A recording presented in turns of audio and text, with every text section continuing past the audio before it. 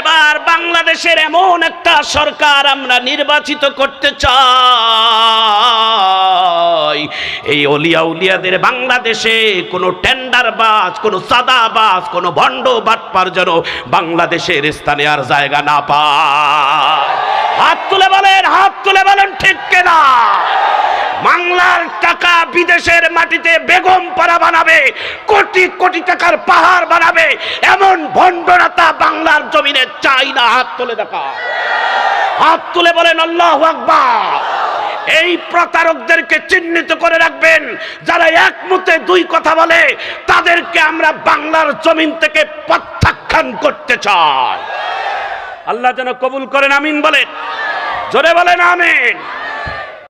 এবার বাংলাদেশের এমন একটা সরকার আমরা নির্বাচিত করতে চাই, এই অলিয়া উলিয়াদের বাংলাদেশে কোনো টেন্ডারবাজ, কোনো সাদাবাজ, কোনো ভণ্ড বাটপার যেন বাংলাদেশের স্থানে আর জায়গা না পায়। হাত তুলে বলেন ঠিক কিনা?